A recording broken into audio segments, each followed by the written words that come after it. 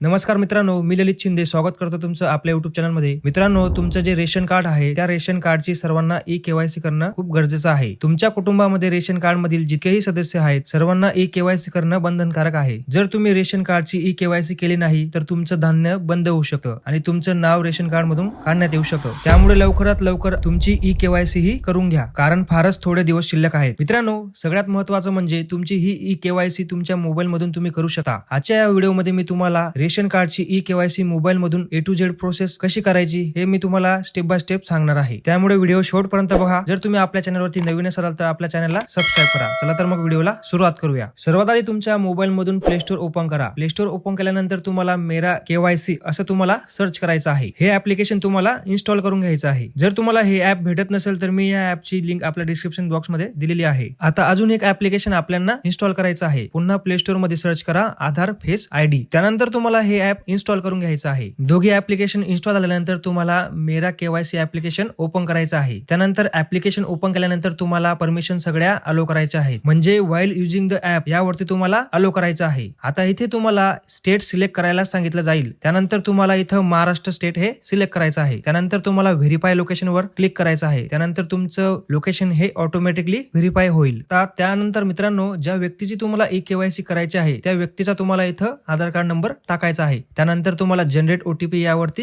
Click करायचं आहे। त्यानंतर तुमच्या मोबाईलला जो नंबर आधार कार्ड लिंक असेल त्या नंबरवरती ओटीपी जाईल। तो ओटीपी तुम्हाला इथं टाकायचा आहे। त्यानंतर कॅप्चर आहे तसा टाकायचा आहे आणि सबमिट वरती क्लिक करायचं आहे। जर तुमच्या आधार कार्डला तुमचा मोबाईल नंबर लिंक नसेल तर लवकरात लवकर लिंक करून घ्या। जर तुम्हाला घरबसल्या तुमच्या आधार कार्डला मोबाईल नंबर लिंक करायचा आहे तर मी यावरती एक व्हिडिओ बनवला आहे। तुम्ही आपल्या पिन कमेंट मध्ये जाऊन व्हिडिओ चेक करू शकता। सबमिट केल्यानंतर इथे तुम्हाला तुमचं नाव दिसेल, रेशन कार्ड नंबर दिसेल, तुमचा डिस्ट्रिक्ट दिसेल आणि ई-केवायसी स्टेटस दिसेल। जर तुमची ई-केवायसी झालेली नसेल तर तुम्हाला इथं फेस ई-केवायसी हा ऑप्शन दिसेल। यावरती तुम्हाला क्लिक करायचं आहे। त्यानंतर Aadhaar face ID application automatically open होईल। आता स्क्रीनवर दिसणारा गोल फेस मध्ये तुमचा चेहरा तुम्हाला इथं नीट दाखवायचा आहे। त्यानंतर तुम्हाला डोळे चालू बंद करायचे आहे। फक्त चेहरा स्कॅन झाल्यावर तुमची ई-केवायसी ही कंप्लीट होईल। इथे तुम्हाला मेसेज दिसेल ई-केवायसी रजिस्ट्रेशन सक्सेसफुल, म्हणजे तुमची ई-केवायसी ही पूर्ण झालेली आहे। आता आपली ई-केवायसी झाली आहे का नाही हे आपण कसं चेक करायचं? पुन्हा मेरा ई-केवायसी ऍप ओपन करा।